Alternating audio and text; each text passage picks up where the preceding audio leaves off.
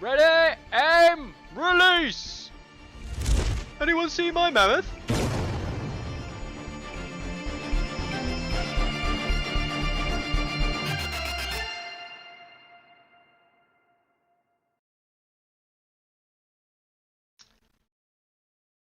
Right. We are here, we are back again. And we are joined this week by none other than Carlo, the man himself. And Hello. and of course, in case you hadn't read our post, and my promises from last week, Shane from Boardman Gaming. How you doing, Shane? I'm good. Thanks so much for having me on. That's all right. We're going to talk. We're going to talk about a lot of stuff today. There's a lot of things to get through, and in the hopes of not boring Shane to death, we'll try and get through it quite quickly. But there's definitely lots of things to discuss. The first thing we're going to talk about is the week of news, and there was news. Carlo, there was news, correct? Was there? There was. Do you know what the new? Did anyone not see the news? It was. Oh wait. Are we talking about Simon saying that they're going to tell us about organized play soon? Yes. Yeah, cool. so the news. Yeah. The news Right, is. Yeah. The news is coming. Yeah. Why didn't they just tell us the news? I don't know. Hey, come on. No. The first thing we've had in ages. You gotta let them hype up to the fact that they're gonna give us something. Yeah. We won't stray on it too long. And we won't go really into the details of all of that kind of like news and thing. We'll obviously break the news down when it breaks, probably this week. So we'll go through it on next Monday. But myself and Carlo are. I did see what it probably is. Yes. And it's really not much to get excited about. Yeah. Yeah. You heard it from Shane here first. Yeah. Breaking news, yeah. He's not even like he's meant to be the hype one, right? He's meant to be the one who's really positive of all of us. No, so we don't think it's going to be that interesting, that great. Yeah, I mean, as people are saying in the chat, like the post is actually a bit cryptic. It was like, we're working on organized play, and I was like, didn't you tell us that a year and a half ago? I was like, weren't you working on this for the past year and a half? What about we've done this?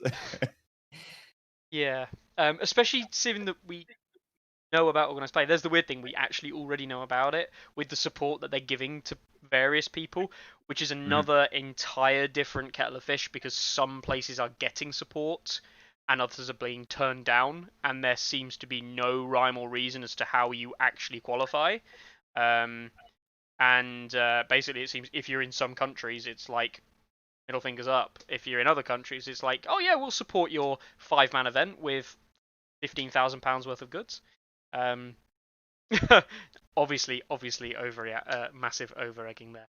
But anyway, onto the main piece of today, and we're going to talk to Shane about Boardman Gaming, his like experiences and things like that, and really dive into it. Now, I know that a lot of other people have done content around Shane's stuff. Go and check out their stuff. They'll interview him, things like that. But we're going to touch on a side that perhaps people don't realise about Shane.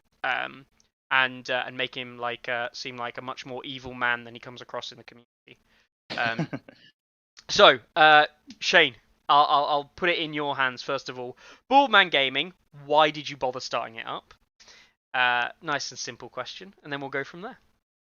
Yeah, really, it started with like a thing.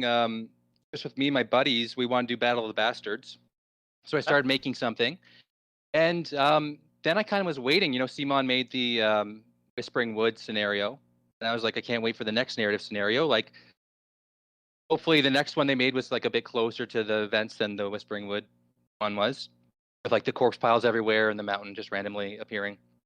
And then it kind of was just like this void, and I felt like in the community for like a long time there was nothing, and I just started that's the kind of stuff that really draws me in. I'm a huge fan of the lore, so I just thought like it's actually not that hard. Just find out who's at these events, find out like what kind of the location was, like the physical location was like, think of like how would that affect the battle, and then just put that as closely as I can into like the system of the game. So I just felt like it was something that people really weren't doing, and that I think some people would enjoy.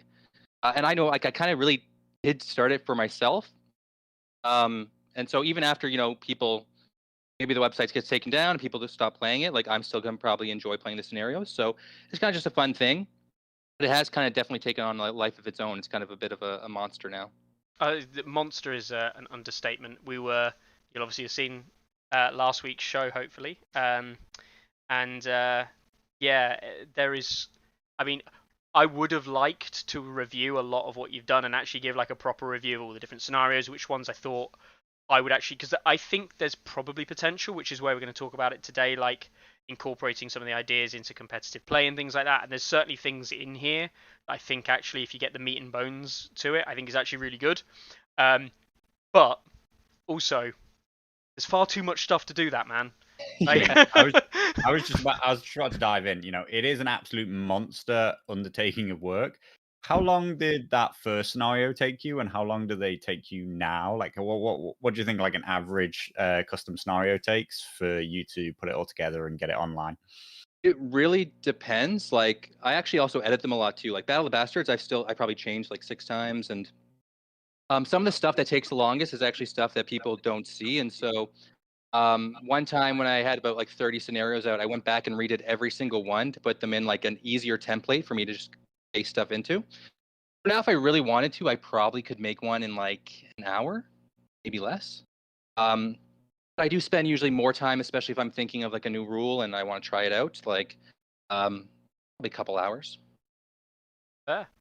Do you do any do you purely do it based on feel, or do you go off any like obviously balancing and things like that? Do you just go off what you think seems balanced, or is there actually kind of like a somewhat rigorous process being like, this stuff is thematic, but then also I need to give them access to this to actually make the game even remotely fair?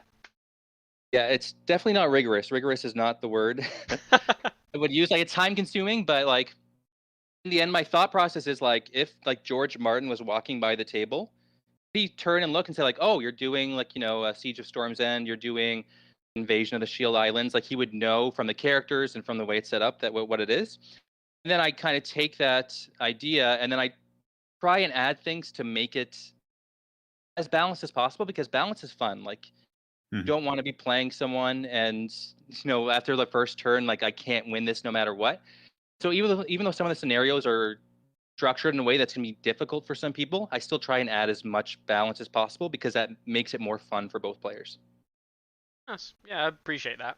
And like we say, we're all about finding balance and trying to prove balance and things. So maybe that would be the challenge. Maybe that's what we need to do, Carlo. What you need to do for the site is add a custom game scenario section, and then we can find the various win rates of the two armies in the custom scenarios. Shane has We have way an too ELO, many. an ELO rate for each scenario, and so if you play this army in this scenario, your rating goes up. That'd be perfect. Yeah, that would be amazing. It's not impossible. It is really the kind of thing that like custom submissions are kind of built for, and it would be really interesting seeing how those armies play out and whether or not whether or not one is favored, and we'll start to learn more about them and understand those characters and the way people play. But they're brilliant resources, and I love the missions that you put together. I actually really want to see it. I really want to see us, even if it's just like one scenario, like somehow measure the various different win rates over like a large community sample. I think the community would love it, of course, as well. And actually seeing how the various different scenarios come out, and then if it is like, oh mate, Battle of the Islands, Greyjoys are OP, man. Nerf Greyjoys in this scenario, and then Shane will be like, oh god, fine, I'll like tail them back. They get like 5 less points. And obviously, everybody's natural response to being told something's wrong, or at least mine is, oh god, all right. I have found that 2021 has actually had a huge impact on a lot of the earlier stuff. Like before, like Battle of the Whispering Wood, it was like really hard to lose his Starks. Like the last time I played it with like just a couple of days ago with 2021, like the Lannisters can claw back just because their tactics cards like are just much more impactful. Yeah. And the Starks, and so the Starks, like their tactics cards are kind of just adding like not much. Yeah. And so like it's interesting, and I'm definitely not going to go back and change it because it's just too much work. But it has changed a lot of the earlier stuff. It's so that's something too, like with balance, that I can't really, affect, is that they're going to change the game, and the game's going to be doing different things. I just won't have time to go back and change every single scenario every time they change the game. Yeah, that would be virtually impossible. What's actually interesting is you touched on there something that which I think is actually something that is very relevant, right? And you talked about having like a balanced scenario, and talk about how, it doesn't matter if it's custom or not, you still want both players to go to the table and feel like they got a chance. And obviously in some cases that if balance is particularly bad, that's not the case. But it is interesting to hear you talk about the 2021 balance in reference to that. Do you think that something like a big balance change like 2021, if it's not good, actually has a direct impact on the custom scenarios, which is basically like saying that, look, it doesn't matter if it's competitive or not, the level of play is not relevant. It's impacting and permeating through even like custom stuff that was built to be thematic and fun, and even that is taking a hit? Oh, for sure, yeah. Especially like the ones that I make that are, I guess, kind of the crazier ones. And so there's the Watchers on the Wall, which has like all the Night's Watch are in the center of the table. They're being surrounded by the free folk, but they have structures around them, so they're kind of protected. Before, it was like easier for the free folk to. It's in the Game of Thrones It's in the Game of section. Thrones one, right? No worries. It was easier for the kind of the free folk to kind of get in closer and like actually maybe get into the Castle Black and fight. Now it's like they're just gonna get blown away if right when they get on the table. So it's something again that I haven't played this one, but I've talked to a few people who've tried it out, and I'm hoping that maybe there's a couple adjustments in the future from Simon that will maybe help it out before I have to change anything. If you go down a little bit, you can see the deployment actual layout. It's this one's like by far the craziest one that I made. So usually I try and keep them as close to a game mode as possible, but this one, sometimes you just want everything you've purchased on the table, so I can say that money's been well spent.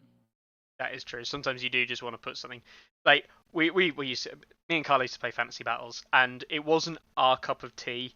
But a lot of the people we played off just wanted to put like 1,000 million points of fantasy dwarves or goblins on a table. And it's like, how playable is this game? Oh, it's not. It's not playable at all. But it looks brilliant. So yeah. I appreciate, though, I will point out, you have at least chosen Alistair Thorne as the commander. So no OP John, no OP Othel. That actually was a change from 1.6 to 2021. So then wow. I updated it recently with all the new stuff. I did change that to being a choice between John and Alistair to just being Alistair. Cool. I think that's a reasonable change. I think that's going to help. I think John is still probably the most used commander though in all the scenarios, because I think he's probably the. I mean, he's so like steeped into the lore, right? Like he's exactly such, right. Like such a thematic character. Yeah, he's the main character in pretty much all the Beyond the Wall scenarios. So it's kind of hard for me to do anything else. Yeah. No, that's if you think about it, I mean, in the lore, he's basically present at basically every major event on the wall. After joining the Watch, there was not much he's not at, really. I guess unless you're talking about attacks at Eastwatch. Do you have a favorite character, Shane? You're deep within the lore. Do you have a favorite character? And I don't know about favorite. I know the characters I want most in the game that I'm like worried probably will never be in the game are going to be are Willis and Garland Tyrell. I like the Tyrells. I'm excited for the Golden Company and Aegon, all that stuff. So I'm pretty deep into the book lore and all that. Get rid of these Tyrell fanboys, because Carlo's a Tyrell fanboy. Guys just playing Lannisters because he can't play Tyrell, and plays Baratheon because he can't play Tyrell.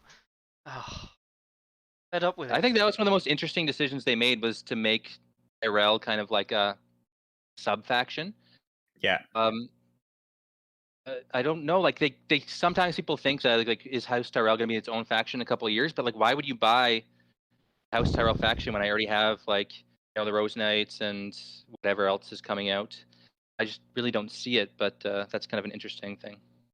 It's a weird thing because like a lot of people, and I think a lot of people who know anything about the books and stuff like that, like I'm 90% sure we'd call them a major house. Yeah. But Yeah. I mean, they are. They are. They're a major player. No, definitely. But it definitely feels like they're not a major house within the way the game is structured, which is really weird. I mean, I guess the idea is maybe like the play style is similar enough to Baratheon. Like they have knights, so it's that kind of like tough knights, high armor, grindy style. And so they thought that it kind of fit together and be maybe too redundant to have a separate army. But yeah, I mean, at some point, in the lore, it becomes so hard to implement a new faction identity when the faction has too much lore overlap with another house, when it has nothing other than like a few major characters who at some point all just like share traits, right? Like, you know, like the Tyrell characters actually have a lot of overlap with like Lannister in terms of like, you know, like their overarching kind of themes and the political games that they play and stuff like that. And so, yeah, I mean, I guess it's understandable that at some point it's just hard to make things unique anymore. They've done a great job up until now, in my opinion, to really keep all the factions having such a strong lore basis in the way they play. I wasn't sure first about the. I thought like Renly should be maybe in Tyrell instead, but I think it's worked out pretty well. Yeah, it works well enough, I think. As long as they keep expanding the Tyrells within the Renly side of the faction, I think that's fine. It will be basically become Tyrell faction within its own like system, just as part of the Baratheons. Yeah, I absolutely could have seen the Tyrells being their own faction and Renly being within the Tyrells, rather than Renly being half of Baratheon and the Tyrells being within that. I think that would have been better in my eyes, but you know, that's from a Tyrell fanboy. So you know, give them the light they deserve. Gotta like this from Luke in chat. He said that maybe they'll make Tyrells and Boltons their own standalone factions one day. Yeah, I definitely think it's true that could happen if the game goes on long enough. I think if the content for the game gets so big, I think you'll see content bloat to the point where they'll do that. And it will be like a big major change and be like, look, your army's still usable, but this is where you use it now instead. I also have to cite Marwin's memes. Who's your most hated character, Shane, from either a lore perspective? Thinking of that, I don't know if I don't know. I like to kind of step back and I don't judge the characters. I just enjoy them. So I don't know if there's like one character that stands out. Let me think of a character from the game. I'm like turning back now and staring at all my boxes. You know what? I hate the Dario model from the game, so I'm going to say Dario right now. Dario, because you don't like the model. Carlo? I had to buy the Dark Sword model instead. Oh wow, that is real hate. Do I hate somebody in the show? I hate Pycelle. Like, God, like he's a cretin. Like, I mean, like I can't get on board with Pycelle in any way possible. If we're doing show characters, I think Show Euron has to take the cake for true most awful character ever written. I don't know. I actually think I almost think that Cersei is one of the worst written characters because she's so well written in the books to start with, and her arc at the start of the show is really interesting in my opinion.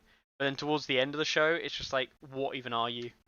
Like, you're not even like a mad queen or anything like that. You're just stupid. It's like I wanted to keep the actress around because she's so good, but then she didn't give anything to act for the last 2 seasons. She just stood there the entire time. Yes. Hope all the stats people are okay with us talking about lore for like 15 minutes. I don't know. It's different than usual. They're used to waiting hours and hours for Mickey to get onto the topic that he's promised them. So you know. Hey, the fact that we're talking to you straight away and haven't ignored you for the first half an hour of the show is actually the main topic of today. So I mean, you know. I guess we will actually touch on the main thing. We kind of already have. We talked about the mix between, I called it competitive and fun, right? Now, we're not suggesting that they're different things. Where in the relationship I'm talking about competitive as in tournament style gaming, and then fun as in like non-tournament style gaming. So just turning up with your mate and putting a game on the table and just enjoying an afternoon. That doesn't mean it can't be competitive. It doesn't mean it can't be serious. But what I mean is you're playing to enjoy the game rather than playing for some ulterior like condition, which could be winning for a tournament prize, whatever, right? Me and Carlo don't see the difference between the two. Like every game that we play is fun and is competitive. Like that's the way we are. But we know a lot of individuals in the community and players see that as an individual thing. Sometimes you're right. You don't want to turn up and play your best. You just want to have some fun, put something crazy and stupid on the table and see where it goes. So, with that being in mind, Shane, the thing that a lot of people don't know about you, and you've spoken to me about this a little bit as well, is well, first of all, you're an avid watcher of the show, right? Every week when I can live. When I'm busy at work, usually on the way home, I'll listen to it or the next day. So yeah, I love it. Yeah, see? So the man who's probably made by far the most fun and the most custom content for the game is also like a massive fan of two absolute angry British guys talking about competitive balance. So, we already talked about the slight impact it has on your scenarios slightly, but also it's the flip side, right? The impact that you as someone who creates community content can actually have within the competitive game. And before the show, I asked you a simple question, and you were able to think about it and give me some good results. Hence the reason we've got the Siege of Storm's End up here. So the question I asked was there any particular scenario that he really, or so, not enough to be scenario, but anything he's particularly enjoyed creating to the point where he thinks that he's very impressed with the level of design or input to the scenario or the units or whatever, and whether or not that kind of input and that kind of like some of the ideas there can actually be put into practice within competitive gaming and actually, in the future potentially make like tournament viable scenarios for some of the stuff that we see here. And he chose the Siege of Storm's End. So Shane, take it away. What was your kind of ideas with this whole selection you picked? We see, like, I guess at the start of the game, they had the Storm of Swords scenario, and pretty quickly they decided that wasn't going to be part of their tournament play. So there's a little mention in the rule book that you can't use this in competitive tournaments.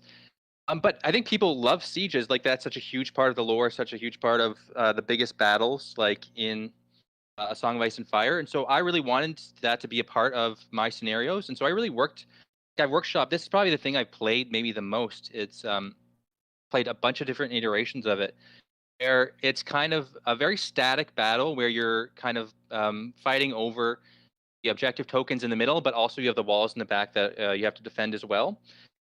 And it's not perfect. I know, like, probably if you put it up right now for like a competitive play, it'd be busted in probably like 5 minutes, and I have to rework it. But I think that trying to again try new things and have those ideas out there, hopefully, kind of, I don't know, maybe Simon decides that people are enjoying siege scenarios, so maybe that's something that we can look at in the future, have more siege aspects to the game, because I think having more different elements, different things you can try, especially with all the castle walls that come with every single starter set. Like I have like 18 castle walls just sitting around. It's fun to find a use for them, and there's some ideas that they had, like the castle walls being activations and shooting, that I think are cool, but they just need to kind of rethink how to make it more balanced and fun for both players. Yeah, cool. What was your? I mean, you said you played it a lot. You played the scenario a lot. You can see, I mean, the scenario special rules are. There's quite a lot to do with the castle walls and their involvement within the system, and also you've of course got the Shadow Baby Stannis, as well as as an attachment there that can go around and killing things. What was your kind of like? And obviously you're following the law and things, but what was your kind of like process around how to get those right? Do you think? Again, it's really kind of trying to think of what a siege is, and a siege usually, especially because in Song of Ice and Fire, they try to have some like realism with how they depict things, as far as like what was it like in medieval times, whatever. So it's really about moving like very carefully, about being static and kind of waiting for to starve out your enemies, to have the defense people like who are in the defensive kind of make a mistake or do something that gives you an opening to kind of go into the castle walls and kind of attack them. And so really it's about the defenders kind of positioning themselves around, the attackers positioning themselves around the defenders and looking for that opening. And the defenders have to protect, again, the kind of the castle walls and then also the objective tokens. So it's just trying to have that more kind of strategic, like slow paced, but also like once you find your opening, then kind of all hell breaks loose. Yeah, one of the big things that I really liked about this, having just a very quick scan when I was reading the special rules, the siege warfare idea. Obviously, you're using the siege cards and the siege deck, but adding those objectives in, like you were saying earlier, to make it like relevant, because the problem with old Storm Swords is it was like horrifically, basically unbalanced. There's a reason it's not in tournament play. It's just stupidly ridiculous. But the idea of adding objectives into the middle where there is some form of bonus or boon if your opponent doesn't fight for them. So you can't just give away that land and just be like, oh yeah, you have them and take these things, because you still have to come and kill these. Like, there's actually still a pitched battle happening, but there's just different win scenarios. With the problem with Storms of Sword is that basically it wasn't that. It was a complete clusterfuck of I'm just going to stand near the walls, or you're just going to charge at me. One thing I never liked was when you have like the majority of your models like off the table to start the game. You want to start a game with like everything on the table. So that's always one thing where I'm kind of glad they got rid of that with the original like Clash of Kings scenario and all that stuff. Yeah. I've played a whole 1.5 rounds of a tournament game, forgetting that we weren't supposed to deploy our army in Clash of Kings, and then we both agreed to just start the game again in the middle of a tournament. So yeah, that's how odd Clash of Kings to just not begin with your army on the table was. It was such a strange decision. Yeah, it was. The old Clash was weird. The other thing as well, what I think I like about what you've done here as well is you've taken a simple idea that the community have talked about a lot for fixing not just the scenarios like sieges, but for something like Fire and Blood, right? Fire and Blood gets a lot of criticism for basically being a not very well designed, not very well balanced scenario, because just killing things isn't that fun. There's multiple ways to abuse the system slightly, and like gaining extra points from various things. Just putting objective tokens in the middle of the board, saying, look, fight over something, it makes a difference. And I think, it's interesting that you identified that quite early on and was like, yeah, this is obviously going to make the game different and better. As a way I threw that, so that's quite interesting. So yeah. I was going to ask, so obviously you've written this scenario with a Renly defender and a Stannis attacker. How important, how much weighting did you give to this idea that one player was defender and one player was attacker when you were writing the conditions around the lists that they were allowed to use?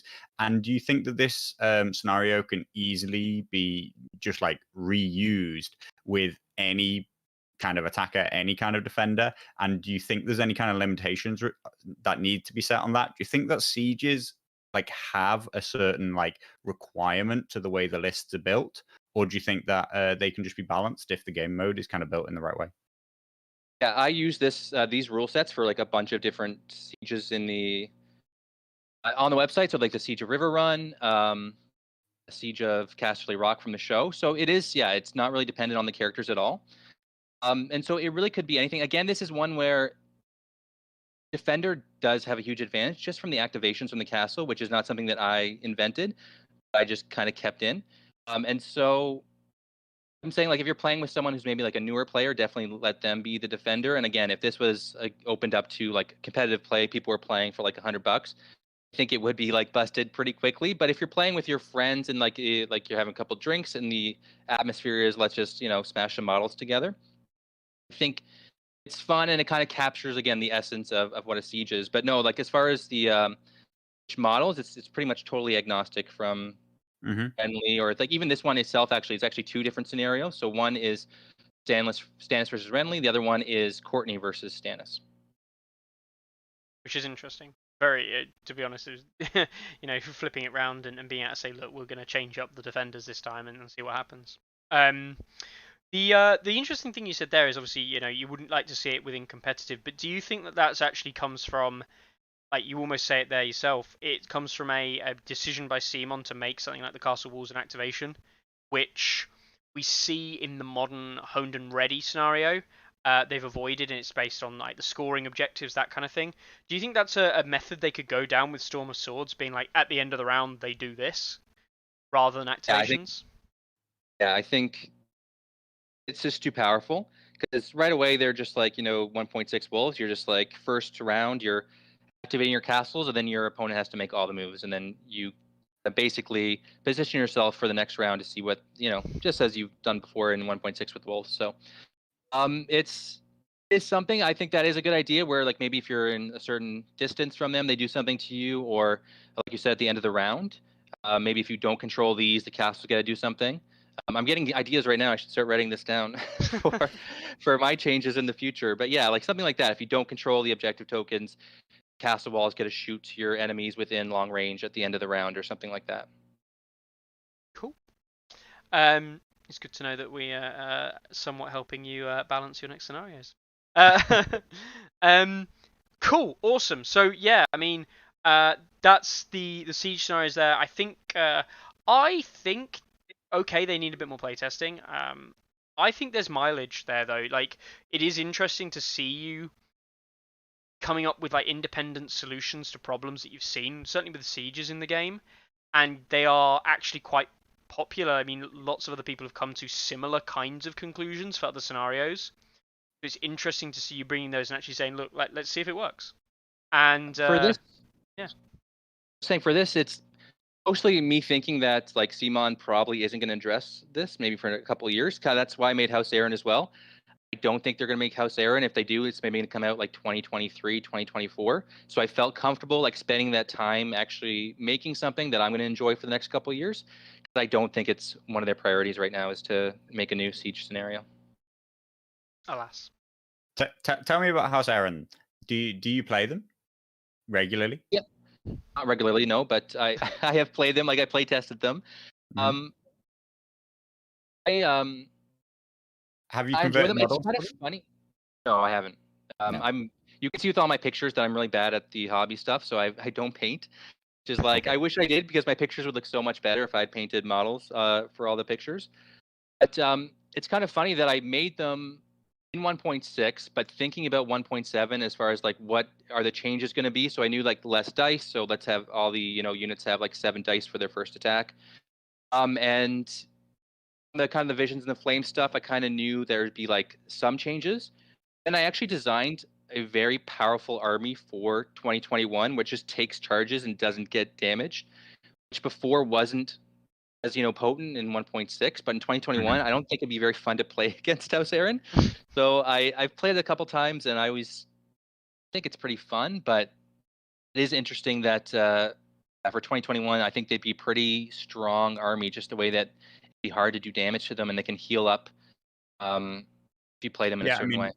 We saw just from the transition, like I think the one good, really strong data point that A Song of Ice and Fire Stats has is that Greyjoys were by far the weakest faction in the 1.6 balance, and they received no changes, and they're now absolutely middle of the pack, can compete with most things. They're sitting in around 4th place in general out of the 8.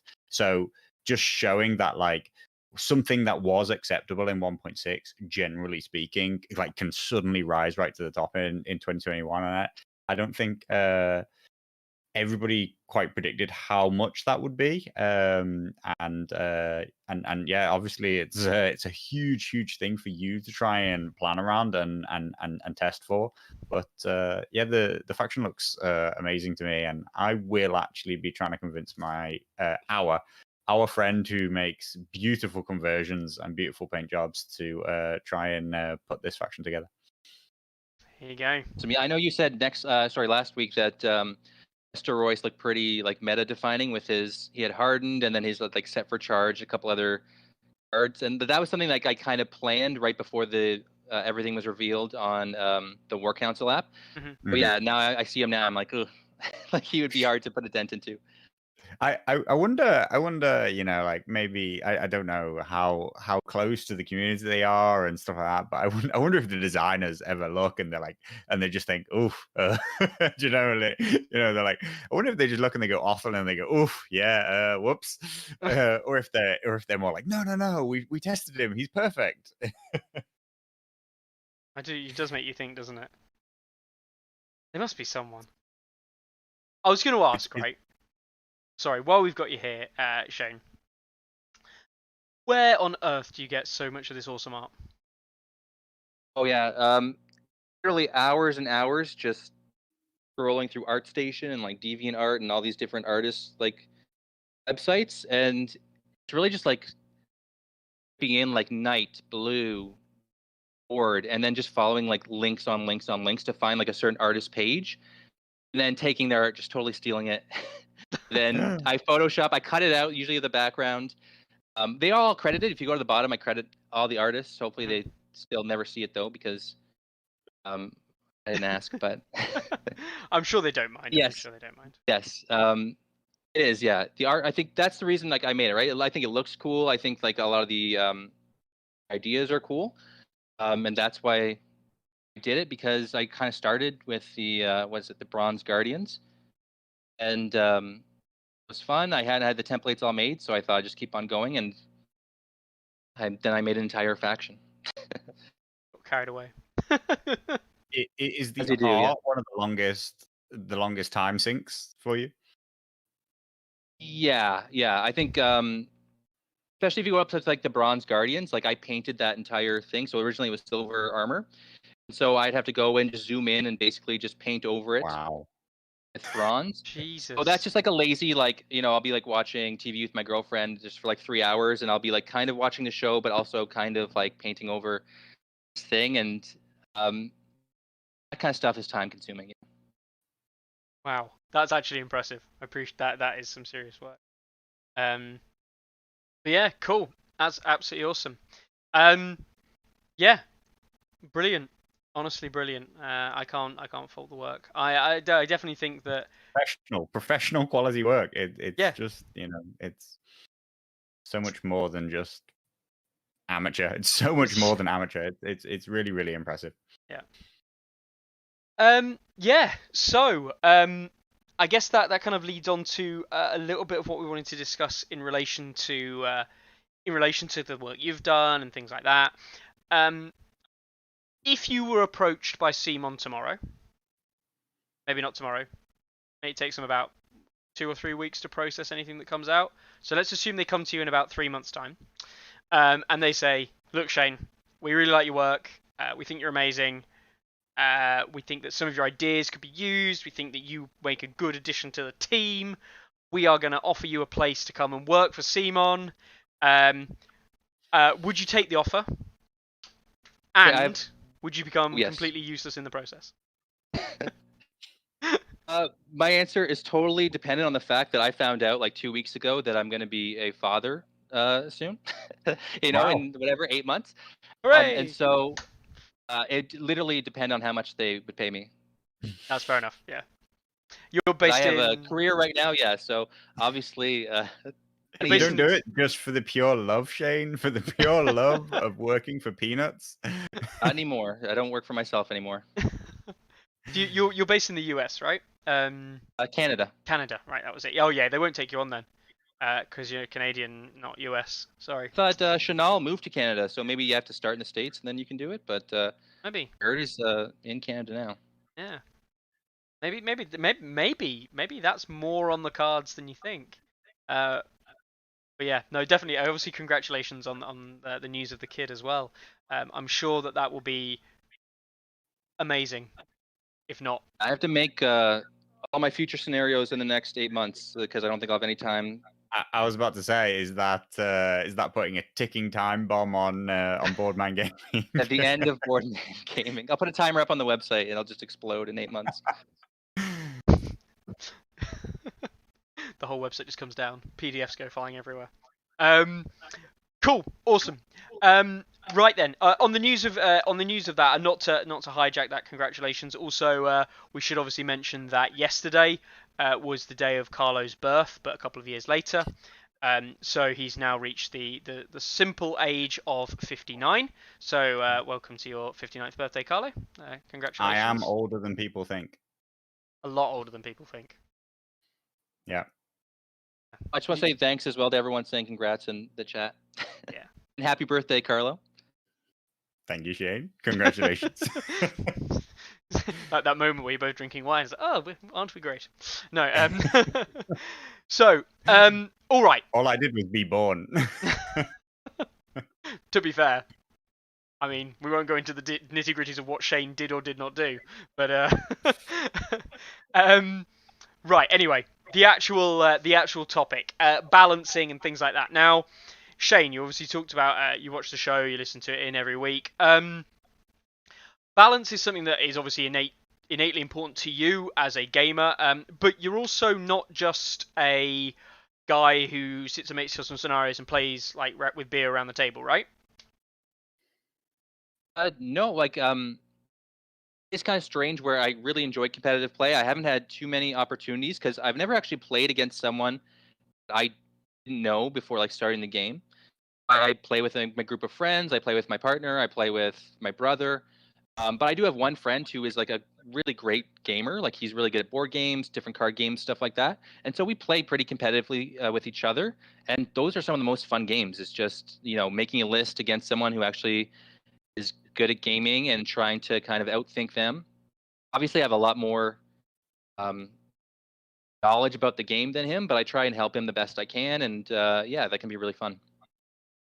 Yeah. So obviously we spoke about it a little before, but lockdown. You picked up the game since before lockdown, right? I was an original Kickstarter backer, yeah. Yeah. So you've been in the game for a while, but you've never had the opportunity to actually play in-person tournaments, right? Oh yeah, I was moving around a lot, and then kind of when I got settled, COVID hit. So I'm really excited. Hopefully in a couple months, I think there's maybe going to be a couple things around here. Maybe I'll organize something. I am really excited for my first hopefully tournament soon. Awesome. That will be amazing. The real question is, of course, are they going to be run on stats? We can only hope. I would definitely promote it. I think that what organizers really need to do is they need to bribe people, to be honest, because if it's going to make their job easier, like if you want to win these prizes, you have to, go through stats to put in your thing, and then you're eligible to win the prizes at the end of the tournament.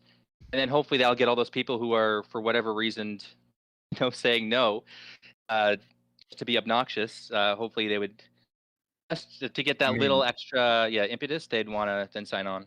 Yeah. I mean, I've spoken to a number of game companies, and just like the general feeling is like to get anybody to do something off of their own back.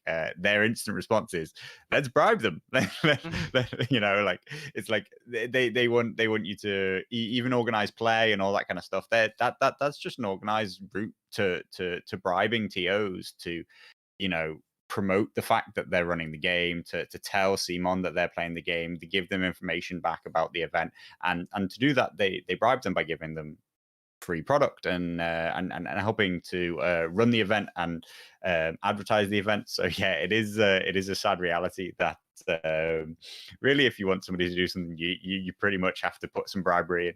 Mickey's already, Mickey and myself in the past, we basically bribe people to even enter a TTS event. We give away tons of prizes and don't put any entrance fee on it. So yeah, it all kind of results in it seems sometimes that you just have to bribe people to play. You do. It's which is weird, right? Because they love it and they say, "Oh, we really want to play," and then you're like, "Okay, so come play," and they're like, "No, we're not going to play the game. God forbid we're going to do that, unless you're going to give us something." But yeah, really weird. And yeah, the fact that people sign up for events and people will buy tickets online, and then when it's like, "Look, come and sign up for this website where you 100% don't need to enter any personal information," and they're like, "Whoa, can't do that."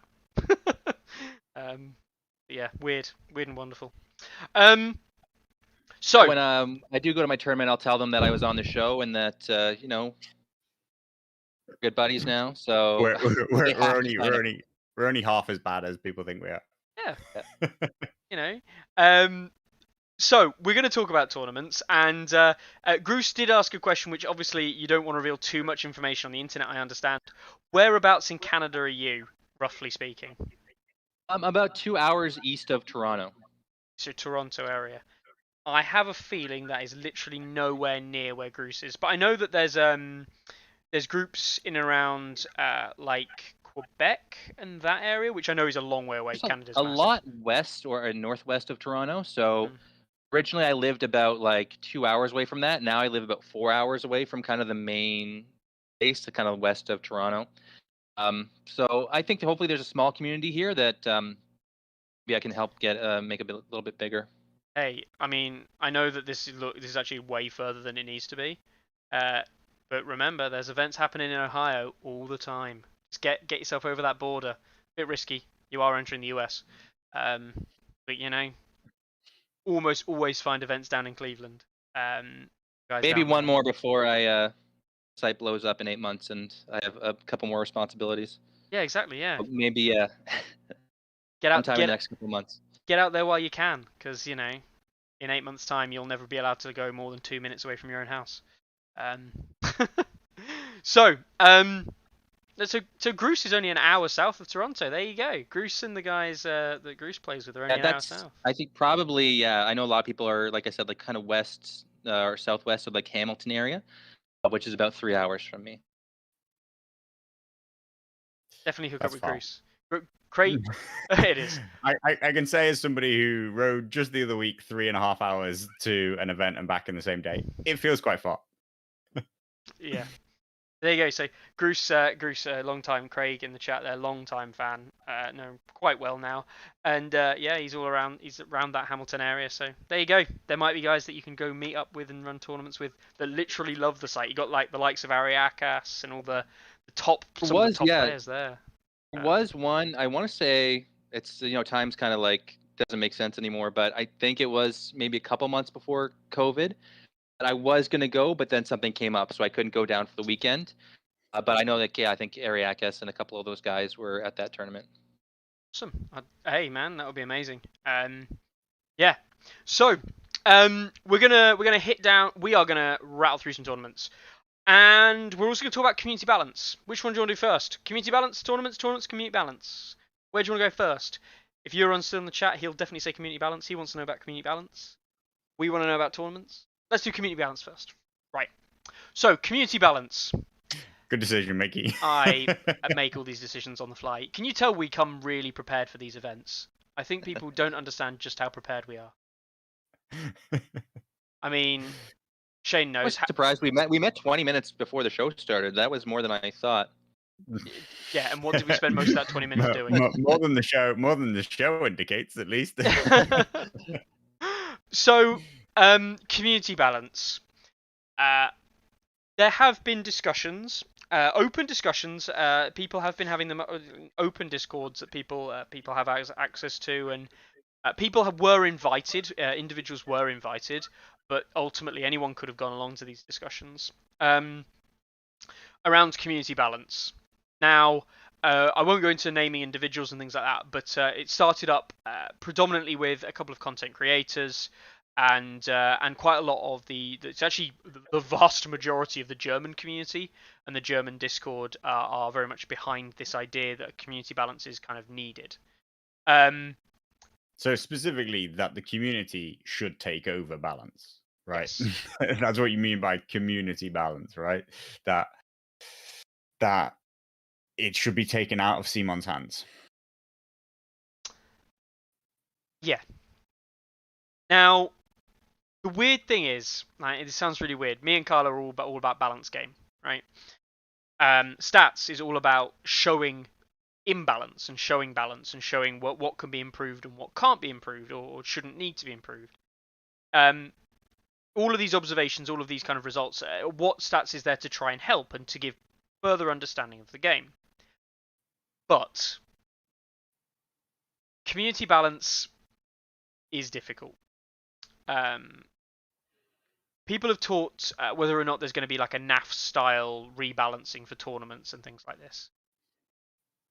As it stands, I have no intention of doing any NAF balancing or anything like that. I don't think Carlo has any intention of doing any unit balancing or changing to stats or games or rules, right? Can I ask a question? Go on. Is this specifically just banning certain units, or is it actually changing the stats for units? Everything was on the table in the discussion. Everything. Yeah, through from like, so obviously you have to look at what's gone on in the past, what hasn't been successful for the people. So obviously this idea of like a Blood Bowl NAF level of like community rulebook included what the equivalent would be as of rule changes, stat changes, and cost changes. Through into more like a tournament format, say like a comp score list, things that ETC do, ITC have done in the past for 40k, ETC have done for fantasy and 40k. Everything was on the table. How the community would respond to it, what we think is necessary, and it was an interesting discussion, and I'm very interested in the discussion because I'm very interested in balance and the way we achieve it. But yeah, I think it's a very, very drastic solution just as a pure concept to decide to take it away from CMON, which is effectively what you do if you start to release your own rule sets, in my mind. Yeah. One thing actually I have kind of decided for my own custom scenarios is I used to spend a lot of time creating my own attachments or my own units for like Night's Watch, Lannisters, whatever. But I really found that, especially with all the changes, some of the new units, when they were changed, actually were kind of close to what I created. And so what I created and spent all that time on was totally like obsolete now. Like once people get something from CMON, they don't care anymore about what the community's created. And so that'd be my big worry, is that you spend all that time creating stuff and then CMON just puts out a new update. Everyone immediately is going to totally forget about all that work that you created because they want from CMON, like the source, right? Absolutely. One of the huge things that is like the axe which is hung over my head for like literally a year is this idea that organized play might come along and say, oh, by the way, we have a world ranking now based off tournament submissions that we've collected. And I'm always just thinking, if CMON do it, no matter how good or bad it is, whether it's better, worse, whatever, that it's official will just kill all that Song of Ice and Fire stats tries to do, and that would be the death knell of it. And so it is very difficult. When I first started Song of Ice and Fire stats, organized play didn't like even the mention of it, and that CMON would be running any kind of tournament format or stuff had never ever come up, and I almost quit doing it as soon as they sort of announced that they would be. But I stuck it out, and probably a good thing because 2 years later they still haven't actually done anything with it. But yeah, just this anything which CMON does, even if the community can and do it better, in my opinion, that there is an official CMON version will just kill any kind of like momentum that the community can create for their own edition. They've been talking about for maybe a year and a half, maybe longer, putting out a Battle of the Wall like narrative scenario. Like I think Michael's mentioned it, Fabio's mentioned it.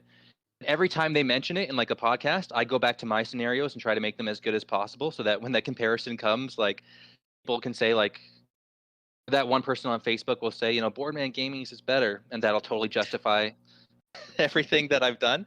Yeah, like I don't think they're going to come out tomorrow and say like we've made 51 narrative scenarios and House Aaron. So like, and you guys have done some amazing stuff as well. Like you're doing tournaments and all other stuff for the community. So I hope that our stuff's not in vain. But that's my biggest concern for any other community like changes, that CMON changes will come in and just totally negate everything. Yeah, exactly. I think that's a really, really important point. I don't know, and I mean, like maybe some of the people do. Like, I don't know of any example. So obviously, we're talking again about Blood Bowl NAF, as it's known, which then, of course, resulted in GW many years later bringing Blood Bowl back, and they implemented most of what NAF was. into their own rule set. But let's not forget that NAF never existed at the same time as GW supported the game. There also exists been some members of our club have been heavily trying to get us involved in the War Master Community Edition, which again, the Community Edition, the rules, they come out after the game has already died. I'm not aware of any game that has successfully managed to run a Community Edition of its own game while it's still supported by the producers of the game. And for them to have ever created like a healthy balance between the two is a really, really difficult concept. And as you say, it's a large part of it's because any changes that the developers make just like blow out the water, tons and tons of development by the community. The ironic one there you mentioned is actually Blood Bowl, because Blood Bowl now has multiple different variants that now run because it collapsed. And even though GW has brought it back, people aren't playing like the new Blood Bowl rules. They're playing old Blood Bowl rules, or they're playing like Rumble rules and things like that. People don't even use the Blood Bowl game, right? They use other things that were built on other engines. Because it's split, and that's the thing. Actually, the community split, it fragmented, and even bringing it back didn't bring people back together. Mentioned Charles mentions their Ninth Age. Ninth Age were off the back of Warhammer Fantasy. Ninth Age in the UK is it's basically unheard of. It just doesn't exist. But we've got in the UK, we've got a lot of old fantasy players went over to Kings of War, right? And what Kings of War did instead. So yeah, it's this really weird. Once it fractures, it typically stays fractured. It's really hard to unify it. And I guess my worry here is that do you end up just fracturing the community on your own? And is that even a good thing in the long run? And it's really difficult because there is a lot to suggest it needs doing. There is a lot of things pointing to, at the moment, this needs to get sorted, this needs to get arranged and fixed. But it's really difficult to find balance, especially when we talk about it's different having tournament rules, I think, and FAQs and rulings for tournaments, but changing stats, changing rules, like, oh, I run this unit at home, but I turn up to a tournament and that unit doesn't do that thing, like, that's different. It's why myself and Carlo, and specifically Carlo, all the work he's done on the ELO tournaments, it's why I heavily support them as well, though, because the ELO tournament structures that we have are not about changing the rules. They change the way you score in a tournament, but they're not about changing the rules whatsoever. That thing still does that thing. It's just that you're not going to get rewarded for playing that anymore. Whereas in a normal tournament, you will be.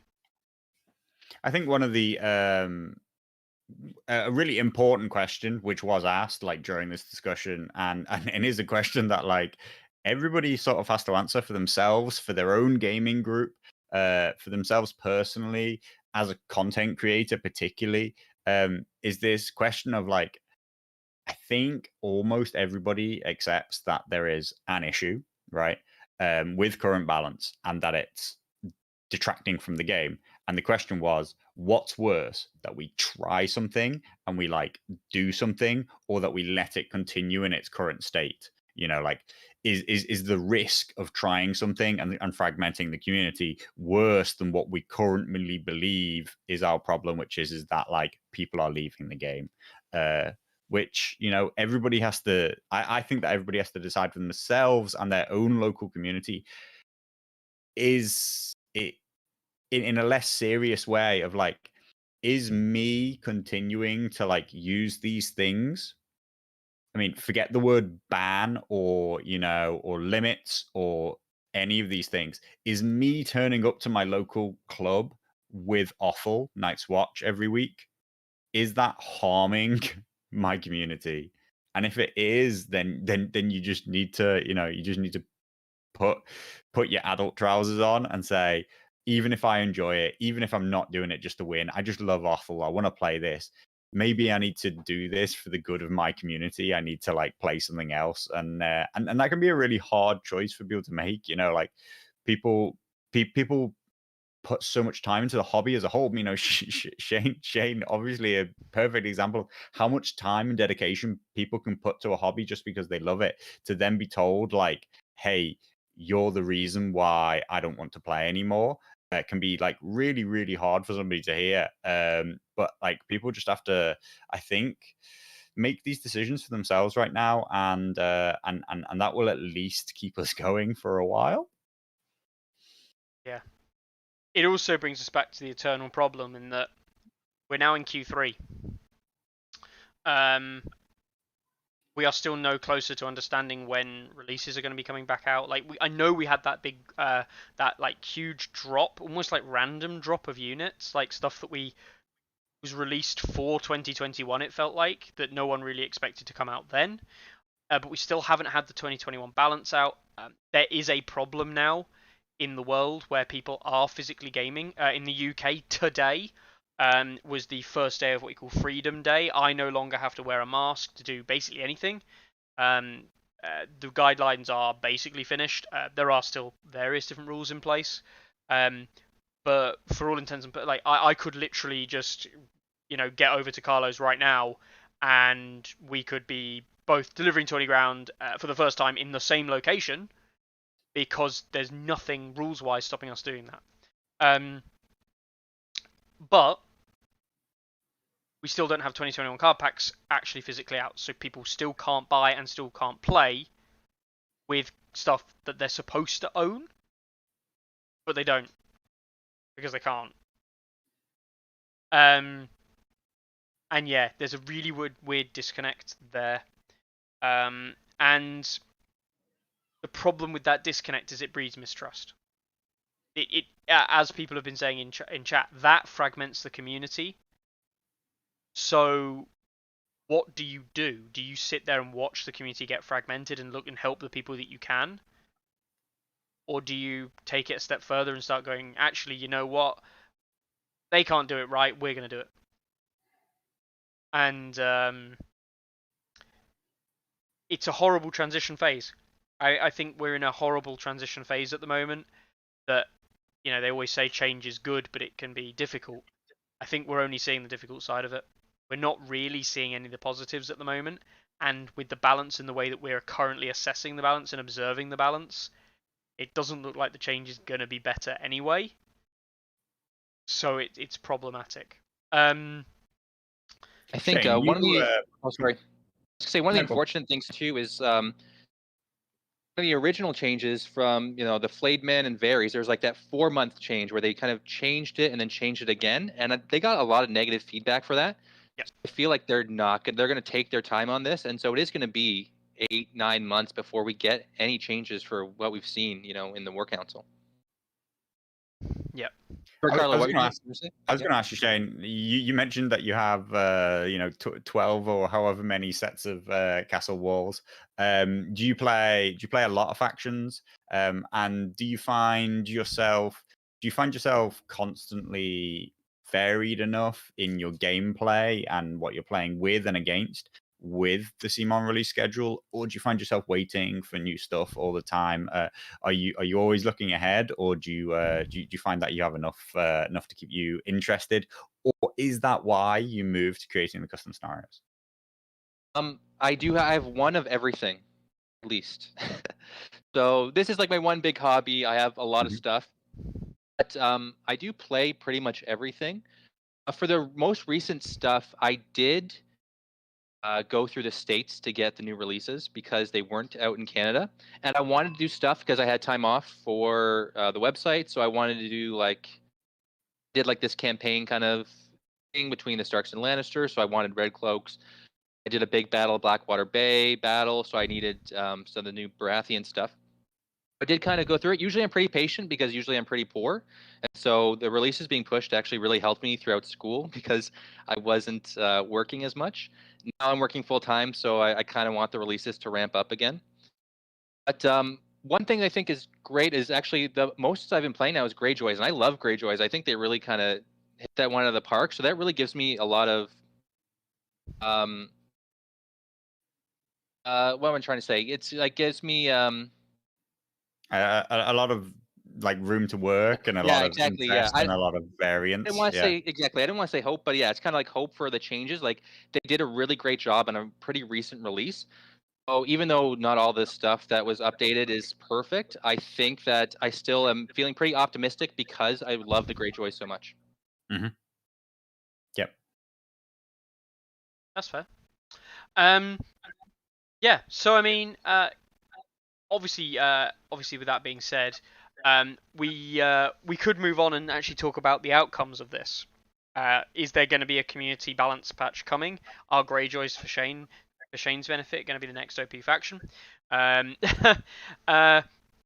I'll tell you what, if the community do a rebalance, I think the Greyjoys and Baratheons will end up OP just because like people are invariably blinded by their personal love, and the Baratheons and the Greyjoys have such an avid fan base that like there'll be so many voices like, no, this isn't strong enough, make it more powerful. Victorian should cost 0 points and These kill men will have everything. 12 dice on their first rank.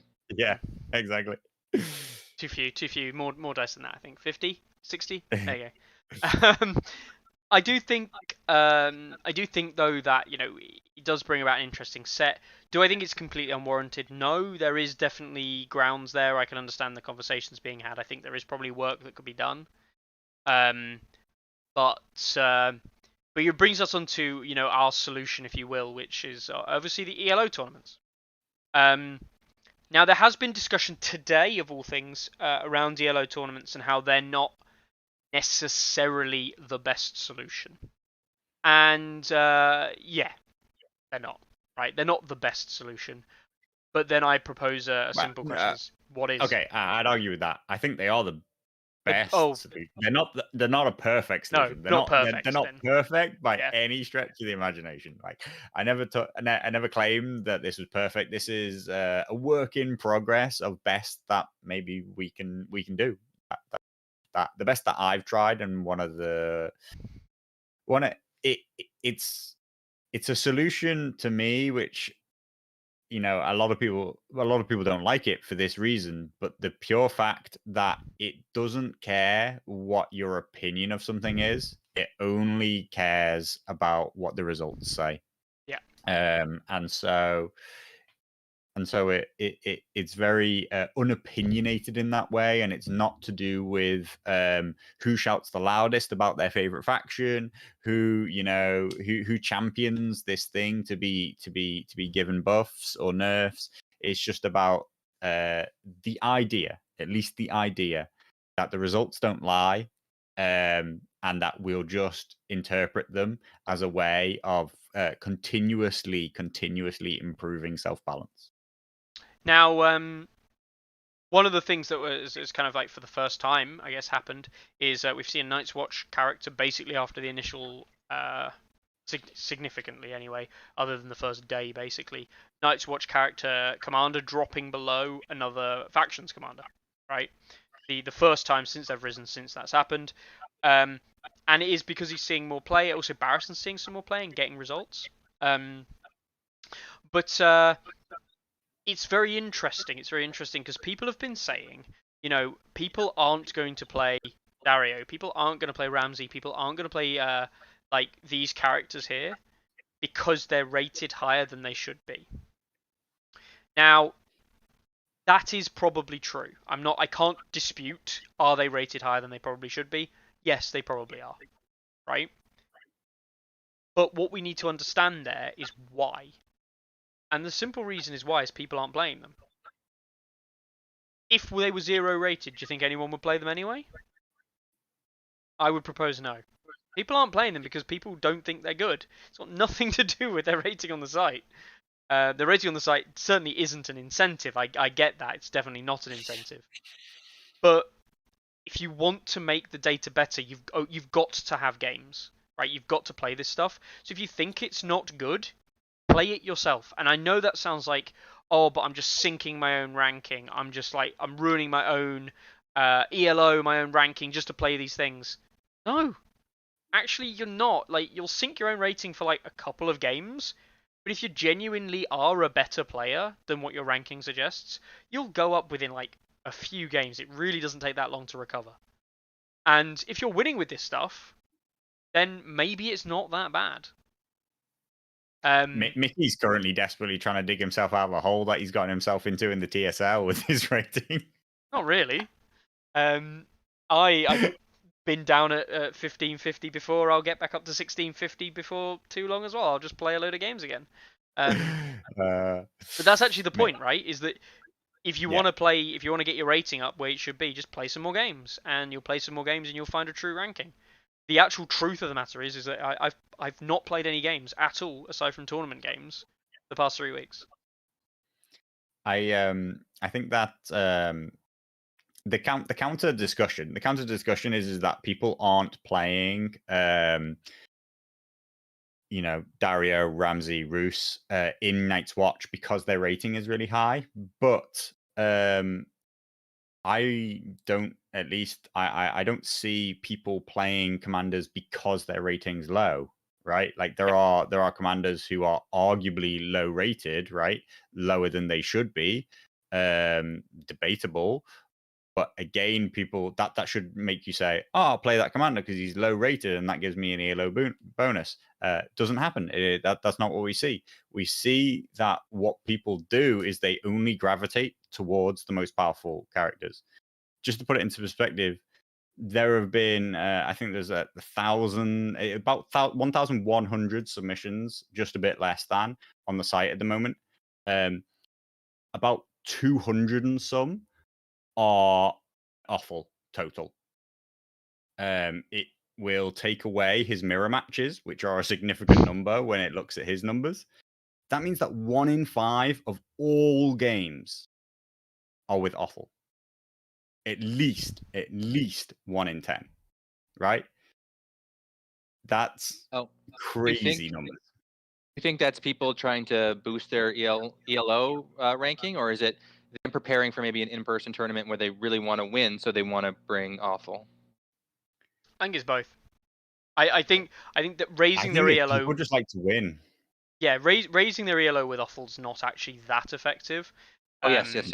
Won't do it that quickly, but it will net you wins. And of course, if you're winning more, it doesn't matter how much rating you get. If you never lose, yeah, your rating's only ever going to go up. I do agree that people are preparing for in-person players. Their ratings don't come from playing with awful. Like Larks played with awful initially, very early on. He knew that he was very, very powerful. He played him when the ELO was low and got a very big bonus for doing so. That shows that he's ahead of the curve. He understands the game. As soon as it comes out, he analyzes the game and he gets rewarded for it. But most of his ELO benefits in the recent times have come with him playing with other factions. He plays, I've seen him play some Lannisters. Does he play some Greyjoys? Yes, I forget. I do look at his profile every so often. But if you go through it's now a top 8.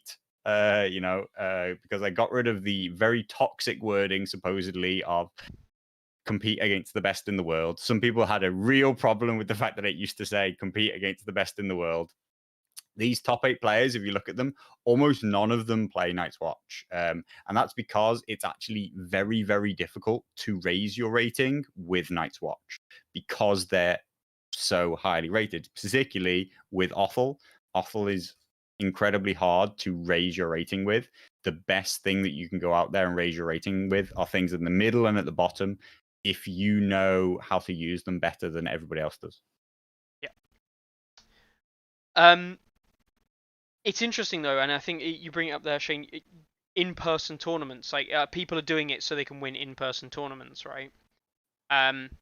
Which brings us on to actually a very good point, being that we want to see more in-person tournaments. We want more in-person tournaments to happen. Playing the game is the most important thing for me and Carlo, right? That's the important thing is people play, and I guess the second most important thing is people record stats. The reason that people can go out there and win tournaments with Offal is because people are using tournament structures which entice just to play the most powerful stuff. And it is a hard ask. It's a very difficult ask that I think a lot of people will struggle with, but it is the solution that we presented to the community balance group, in that we said, look, if you really want to play games which aren't, and tournaments that aren't dominated by these powerful things, play ELO events. Because the people who understand the ELO events can then propagate that understanding, and that can breed a healthier environment for people to play tournaments with. Because what you're going to see is people play stuff that's not very good if they're a good player to benefit their ELO, whereas if they're perhaps a poorer player, they can play the stronger stuff to give them that advantage back without playing the ridiculously broken stuff, which is pointless anyone putting on the table. It is designed to enhance and create better quality games and better quality tournaments, rather than, I ran a tournament and the top 3 players were awful players. Right? At the very least, more varied. At the Yes. very least. At the very least, more interesting, more... At the very, very minimum, it at least challenges you to come up with new lists, as opposed to, using the same ones that everybody is in the normal tournament format. I think it's been incredibly quickly. I think that's been the real problem of the community, of like how fast like it's been solved. You know what I mean? Like I don't really like the concept that the game is solved. It's not. There are tons of variants that you can play, understanding it, and it's not solved unless you like really, really know how to play the game well. But the speed at which everybody came to the same conclusion that Othel and John as a pairing, or possibly Othel and another Othel, are the thing that dominates the game, and the speed at which they all came to include almost identical units. And this isn't some kind of like online conspiracy. This isn't people sharing lists and like telling each other, oh, this is amazing, you should use it. This is just people in separate areas coming to the same conclusion. So I think one of the biggest problems has been how fast that has happened, right? So that's either, we've talked about it in the past, but that's either an issue of the balance is worse than ever before. And it's, such an extreme imbalance right now that it's so obvious to so many people in the community that they come to the same conclusion. Or it's just the state of where we are now in terms of the amount of communication and ways that people interact, and how collective the thinking has become through TTS tournaments, through the sharing of stats and sharing of lists in all different ways, the way this information gets spread about, that no matter what the balance is that the community will always come to these conclusions much more quickly than in the past. But the speed at which the community feels like they might not even have been able to play many games. The community had already decided that Othel was broken before I played a game in person, for example. And that's the truth. I hadn't played a game of 2021, and the community had already told me, because I pay very close attention to it, had already told me that Night's Watch were broken. Admittedly, I'd looked at it and thought, Jesus Christ, I think Night's Watch are broken, but I'd never actually tested it on the table myself. And I think that to some people who are less close to the game is very damaging to how they think about the game. Yeah, 100%. Is balance, obviously we talked about the impact it has on you, Shane, before. Is balance something that you're a little bit concerned about at the moment? Yeah, for sure. Like it's these numbers of, they mean something, right? So it's just more information, and like you guys talked about, don't want to make that negative play experience for like your entire community. So I'm hoping my biggest concerns, I guess, really are the tactics cards for probably Baratheon, Starks, and Night's Watch, because those might not be changed for a long time. Whereas some of the units, some of the attachments and commanders, except for their tactics cards, they might be changed, like I said, maybe in 8 months, a couple, like for 1.8, wherever they call it, 2022. So it's 2021.A. Yeah. I think my biggest concern is like, especially the Baratheon tactics cards and the Stark tactics cards, they're just kind of dull. So even if they were good, they're not really exciting. And so I don't think they're really. You just kind of feel bad, like especially when I'm playing Baratheons versus Lannisters. The Lannisters cards are just more flavorful. They're more interesting. They have such a huge effect on the game. Whereas the Baratheon cards, you just feel like you're kind of getting rid of them just to play them. But that's my biggest concern with balance is these tactics card situations, especially also the Night's Watch, like stacking all the tactics cards Yeah, on units and stuff. Like really that might agree. not be changed. Yeah, I really, really agree in terms of the Baratheons. People will be well aware that I've been a Baratheon supporter, shall we call it? Then Lannisters were and are my first faction, but I was very, very happily playing Baratheons at the end of 1.6, despite the fact that, I mean, partly because the stats said that they're the bottom rated faction, but I still enjoyed them. I felt that I still had a chance to win tournaments. I took them to tournaments and I even won a tournament with Baratheons. I felt that I could compete because their deck was impactful. I did have to like catch a player out. I felt that I had to be the better player, but I enjoyed them. Right now, I'm really not excited to play Baratheons. I look at their deck and I'm not excited by it. I look at their units and I'm not excited by it. I consider the various lists that I can put together and I just don't like it. And so, it's a very hard sell for me to move away from the Lannisters, who I am enjoying. But I've managed to win an event with them, and so I want to move on to a new faction, but I think I might have to skip Baratheons because I'm just not enjoying them on a conceptual level. I'll give them a few games and see how it goes. But yeah, I think that's really, really important point on just the terms of the competitive fun. Baratheons were last in 1.6. They're last right now. That's not what I have a problem with. I have a problem with the fact that I don't find them interesting or exciting to play. Yep. I can't fault that.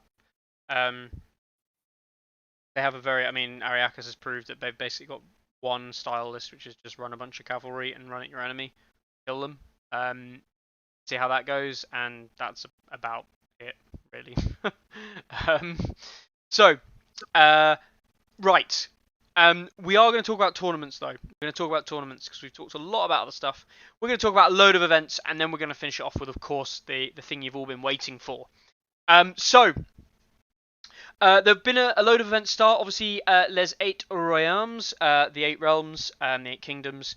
That is being run in the French community online TTS event with the different factions matching up. I don't have any results for you, and they opted for, instead of using the tournament system, they've got the tournament players on there, so all the players and the factions are on there, but the actual games are being played through the challenge system instead. So you won't be able to go in here and see any of the results. They're not there.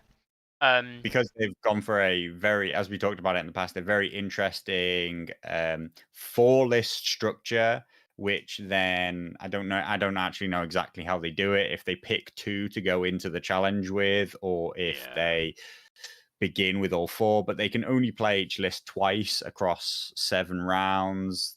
Factions play factions. It's a very interesting tournament concept, and the kind of thing that is really interesting. The kind of thing that I enjoy a lot more, rather than this idea of, hey, here's a tournament and we're going to ban this stuff. It's like, let's create a reason why people want to play, which is, hey, let's all play particular factions for particular reasons. And at least you'll only have to play Night's Watch once. Just take it as a loss. Definitely. The 4 matchups, by the way, for round 1, it ends in 3 days. Round 1, they've got Night's Watch versus Greyjoy, Targaryen versus Neutral, Baratheon versus the People Libre, and Lannisters versus Stark. People Libre is free folk, by the way. Yeah. Wop's not wrong as well in chat, and actually this is something that I want to talk about as well, Wop. you're right.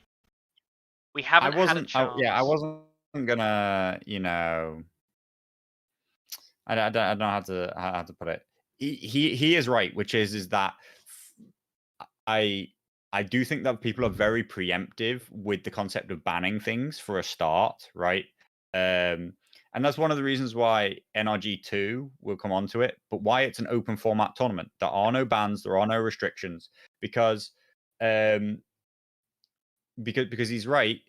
It does feel like the top players haven't had a chance to show whether or not they have anything to answer Night's Watch with, right?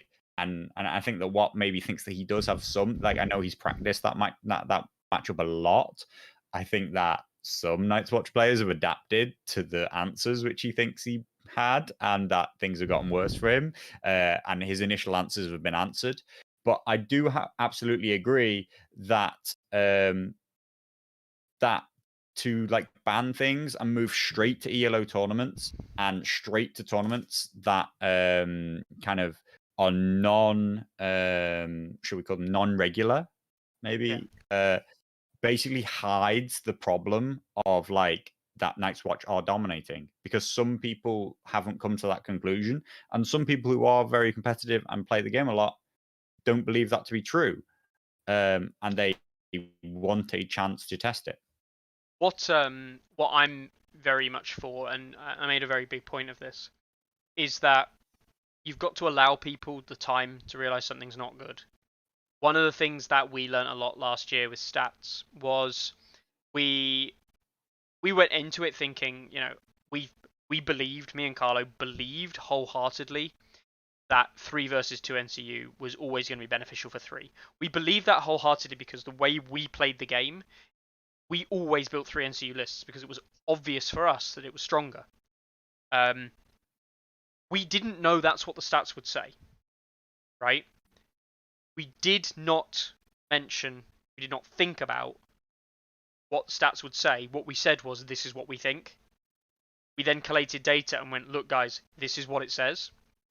We then said, look, guys, this is what the stats say. 3 NCU is better than 2. And what we got back was, no, it's not. You're wrong. No, we've statistically proven that it is. We left it half a year, and now everyone goes, yeah, 3 NCU is better than 2 NCU. Because people permeate it. People don't like being told what's good and what's not good, and being told how to play the game. They like working that out. And what I'm worried about when it comes to community balance is we're saying now to people, the game is busted because we think it's busted, therefore you should think it's busted too and want these changes. Let people go through the ringer, let people work it out for themselves. Yes, the tools like stats are there to support that and to allow people to go, oh, is it busted? I'm going to try that.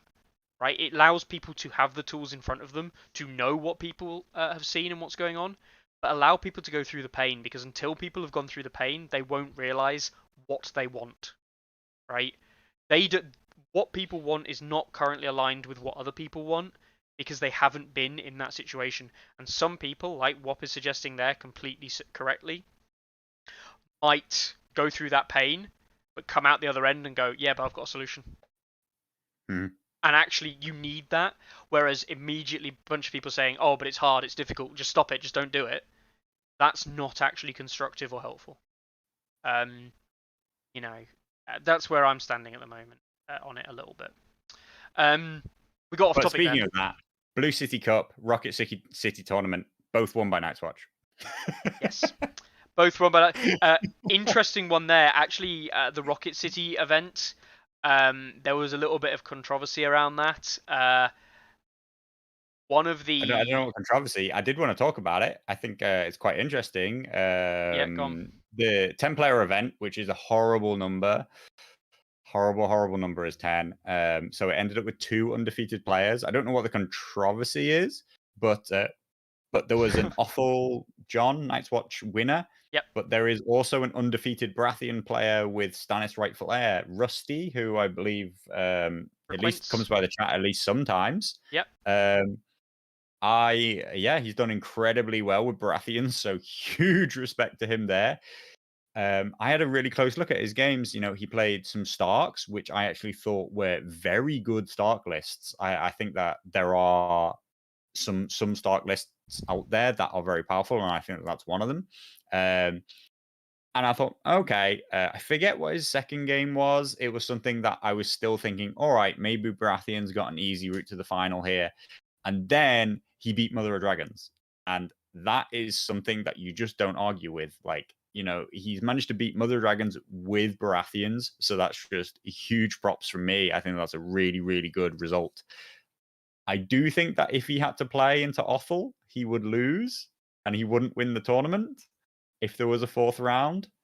But I would have said he should have lost to Mother of Dragons too. So maybe Rusty knows something that I don't know. Maybe. We'll see. We'll have to see. The other thing is as well, though, and this is quite important. Apparently, I think it was this event. The controversy was, and Shane, feel free to step in here when I say this. The Stark player was using the 1.6 Stark deck. Blame them. Act totally ignorant. Just show up with 1.6 0 wolves and just say, "What do you mean there was an update?" Yeah.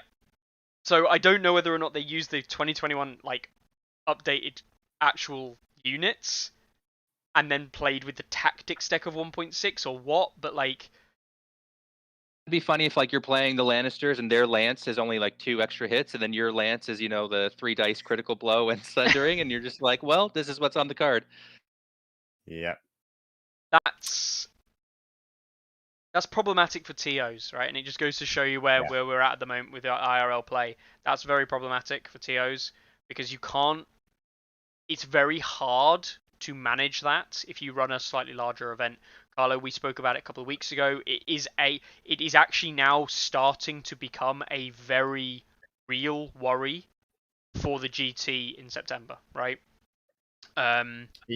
Luke's pointed out he doesn't think it was this one. I don't think it was Rocket City Tourney. I think it was the Fabricators Forge event that was in Huntsville. Right. Yeah. Okay. But there was an event where that happened, which is still, the fact that it happens at all is a problem, right? Or at least understandable because not everyone's as connected as we are. Everyone that's watching today, and so if you're a casual player that just sees a poster up in your store saying there's a tournament next week, you don't know that maybe that there's been these updates because it's not don't do the best job on promoting all this stuff. There's a couple tweets, there's a couple updates to the website. If you're not on the Facebook A Song of Ice and Fire website, I think you're missing out on a lot. And even if you're on that website, Facebook's algorithm's so shitty that you are missing out on a lot of stuff anyway. So it's not totally their fault that they don't know this stuff. Yeah. No. That's a couple of people are coming into the chat, possibly that's my this bad. Is all. I don't know exactly if it's hearsay or there has definitely been our tournament. I think it was a US event over the weekend. Exactly which event it was.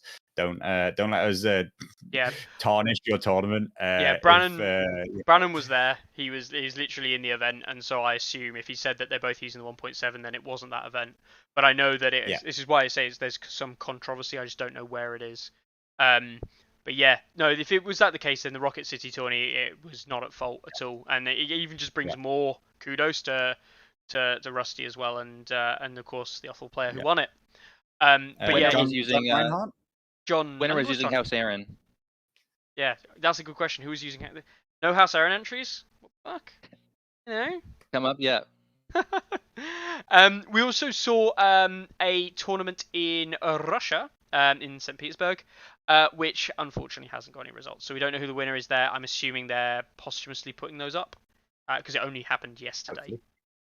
Yeah. So they're probably looking to put those up. So we'll come back to that one later on. But it did run, which is good.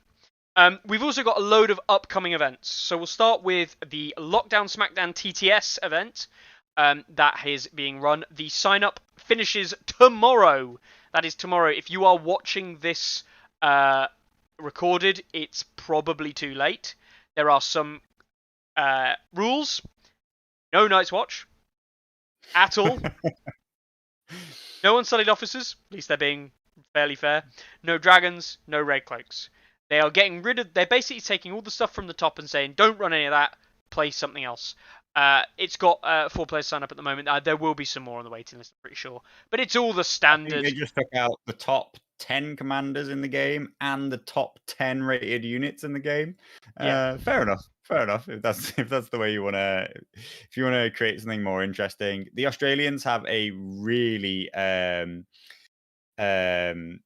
competitive, active community, and they're going back into lockdown with rising rates. The Australians have been very good at responding very, very quickly to a rise in their rates. So they're going into a brief lockdown. I think they're asking for anybody who's in their time zone, Yes. who wants to come along and play, then to join up. But it's just going to be a relatively quick fire set of games. I think they're hoping to play like 2 a week. Go and have a look. And if you really want to throw down with some really, really good players, then join in if you're in the region. Indo time zones. So as you can see, they're +8 to +12 GMT times. So if you're in that region and you want to play a TTS event 2 games a week and just play against some of the best players that we've ever met from that end of the world, definitely recommend that one. Going back to it though, we'll come back onto the NRG number 2 later on. A big shout out to the Swindon event, which is happening in a couple of weeks' time. Still, they're literally just having a throwdown in Swindon. They're going to go along, play a load of games, and what they're going to do is record all the games in a tournament-style format, but after they've been played, so they can just do the rounds that way.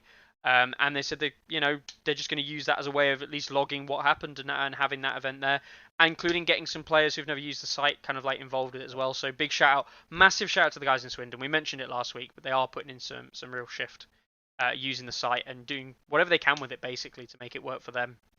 And just really trying to get other people from slightly wider area to come and play with them to grow their communities, to grow their group, and that's what the game really, really needs right now coming out of lockdown. Players have a lot of choice as to what they're going to go back to after this long COVID hiatus, and any kind of like work that people can do to try and get people into song specifically is really going to help. Definitely. So we then got we talked about them last week. I'm not going to spend much time on them there. The Just Play event in Liverpool and Imps Gaming. Did we have confirmation? You're going to try and go to both, right? I'm going to both. You're going to both. Our mate Dan's going to the Imps Lincoln one, I think. Is that right? Yeah. Yep. I will have to see. I think I can probably make both. If you're in the UK, sign up to both. It's going to be great events. Yes. Just playing Liverpool, I've been there, really good. Imps Gaming, I'm really interested to see. I had a look on their site, and they run very active 40k community events, like quite good sized 40k community tournaments. But I've never seen or met their Song of Ice and Fire community. I think they're finding it a lot harder to get that off the ground. So I think really give that store any support you can if you're into Song, because I think they could become a really great hub for tournaments in the future. Definitely. We've got the Sunday Slaughter Gamers Haven open event down in Palmer Heights. This is one that got various list building restrictions to it as well. Shane, have we done enough to convince you to maybe look at taking a road trip at the end of August? I think I'm allowed, but actually my partner is American, so I am. I guess my future child will be half American. I'll just use that as my excuse they have to let me over the border. Yeah. It's freedom or whatever, Yeah. Yeah, I think everybody's warning you that the problem will be getting back into Canada, not I think they have to let me back. The US. They have to let me back in because I'm a natural born Canadian citizen. So I could get back in, but I don't know if they'd let me in. I think they're working on it. Fair enough. We've also had this posted up, I think it was literally posted up today, NorCal returns. It's Carl Kirsten running events back in North California, in the Sacramento region. And it's just all pretty much straightforward. Everything's available. Proxies, anything, just standard thing. It's a 3-round event, 40 points, of course. And there will be prize support as well. I don't know if he's getting surprise support from a lot of players or anything, but he's got 15 players signed up already. 15 in North California. So massive, massive shout out to Carl Kirsten there for all the work he's putting in there. If you're in the North Cal area, get yourself signed up. You've still got a while before the event happens on the back end of August. There's the Italian national event. Hooray! The Italians. They're having a shit time actually. And the reason I say it is they're running their first national event, and we've been talking to Carlo's been talking to them, right? Really, hopefully they'll get to their 20. I think that I think that's a number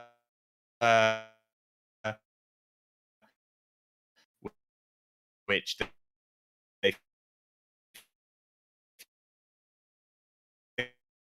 think they'll achieve.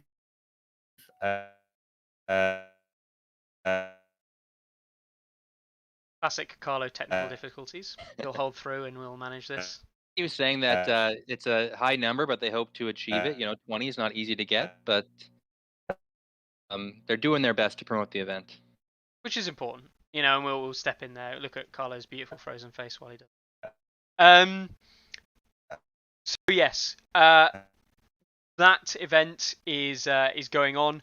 They've had some bad news, as far as I'm aware. Now I thought Carlo was going to talk about this, but if he's having some difficulties here, they tried to communicate with the. Oh, there we go. Carlo's back. I'm back. That was random. So yeah, you were talking to the Italians, right? I think Jasper, one of the top 8 players at the moment, actually. He's been like trying to do a lot of stuff with it. They didn't get support from Simon, right? From Organized Play. I think currently they're not able to offer them any support now. Yeah.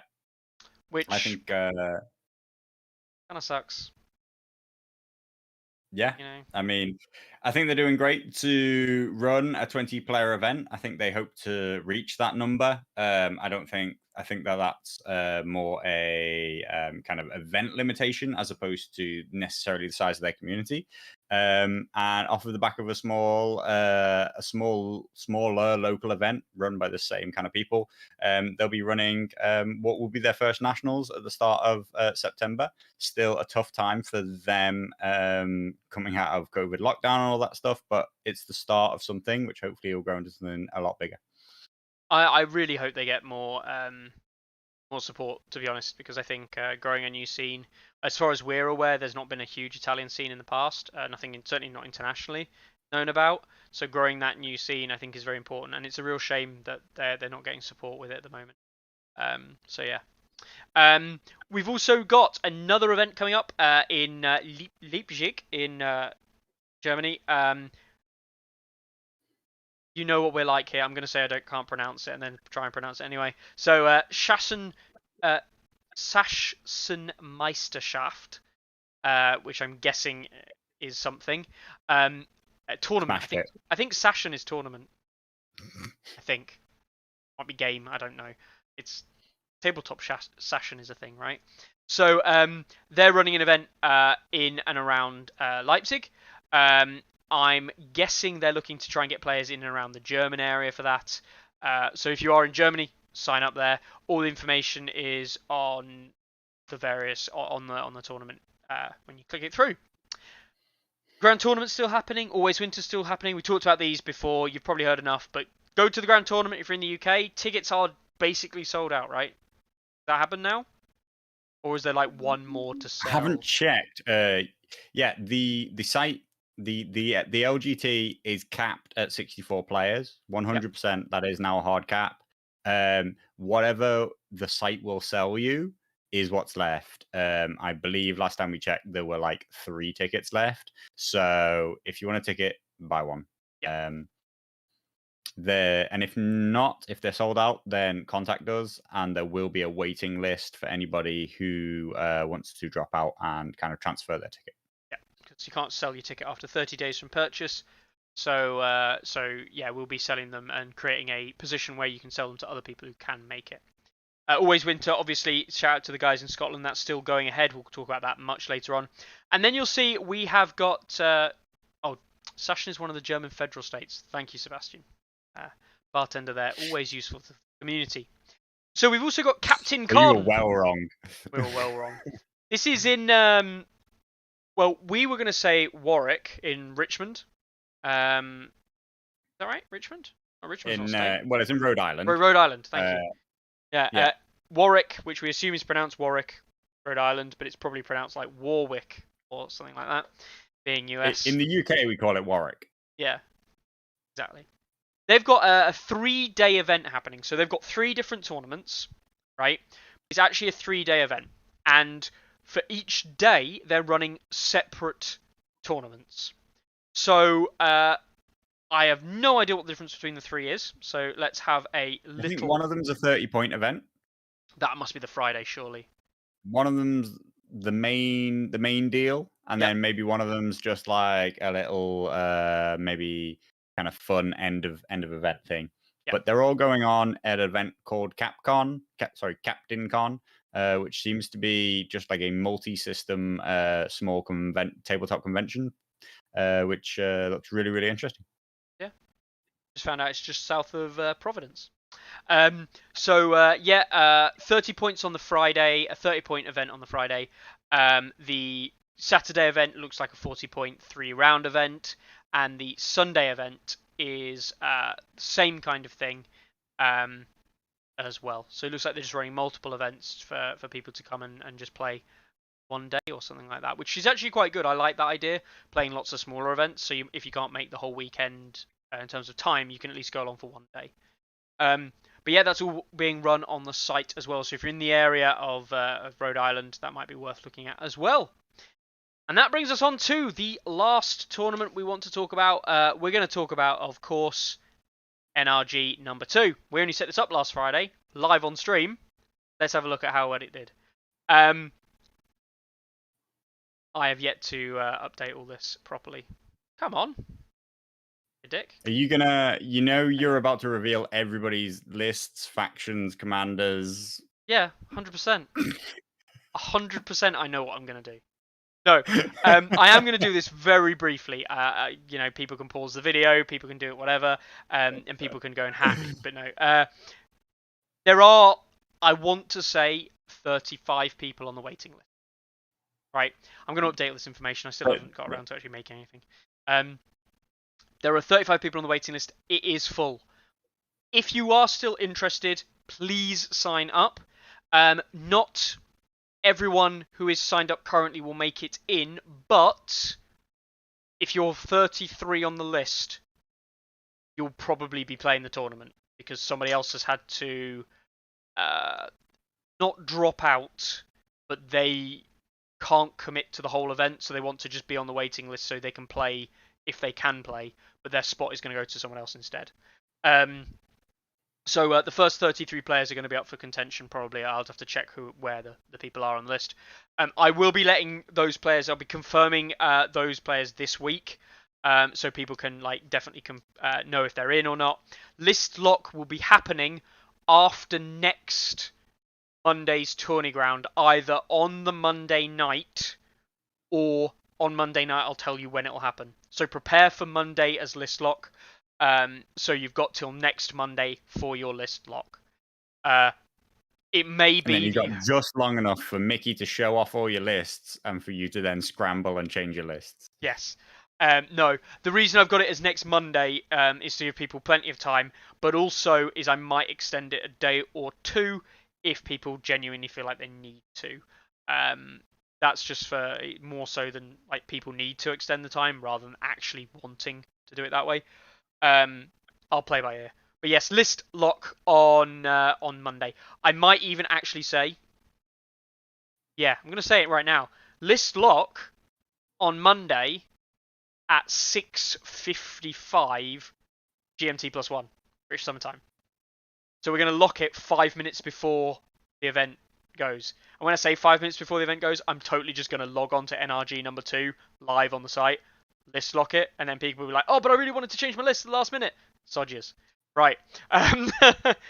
So that will be going live next week. We'll talk about that event obviously next week as well. And yeah, we'll go through all of that. There's nothing really much to talk about with NRG, but what I have been pleased by, and I will tell you, is that of the players lists I have looked at, there are of course some Night's Watch players. There are not that many people going like, oh, double Othel John, right? People aren't just entering this with the best lists they can find. They're entering it with factions that they want to play well with and compete in the meta with, which is great. It means that best in faction is going to be competitive because there's not just going to be one entry. There's going to be a most improved player. There's going to be all these things. And there will be plenty of stuff to follow through with that. So yeah, we'll check in with that next week where we get to see all the stats and we get to see what all the factions are. Me and Carlo can pour through on the anniversary of Tourney Ground, just about. We can pour through the results and say, look, that guy's list is bad. God, that WOP guy, what the hell is this? And we'll take it from there.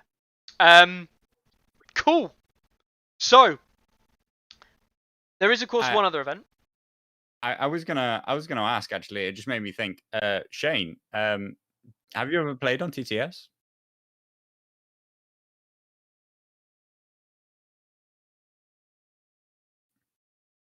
I don't know if I'm breaking up again or. No. You're live now. I don't know. He did say he might mute himself for coughs. I don't know. Shane, have you ever played TTS? Have you ever had the opportunity? Was Carlo talking to me? Yes, he was. I have not heard Carlo for the last like 10 minutes, but I wasn't sure if anyone else couldn't hear him because no one said anything in the chat. So, yeah. I apologize. I cannot hear Carlo at all. That's fine. It's entirely Carlo's fault, not yours. So yeah, have you actually had the opportunity to play on TTS yourself, Shane? That was a straightforward answer. But again, it's only been with my one friend, so I've never played anyone that I didn't know before I started the game. So, but I am on. But yeah, we just basically play just fun games with each other. No tournaments. It's kind of hard, to make sure that your schedule is open for a week or two. It's a big commitment. So I always really enjoy watching it and following along. Whenever you guys broadcast a match, I usually like to watch on like a Saturday morning or Sunday morning. So yeah, I'm excited to see what happens. Cool. I would love to see you actually hitting the TTS stage up, man. Even if it's just a casual game with me and Carlo playing one of your totally busted for you as a player scenarios.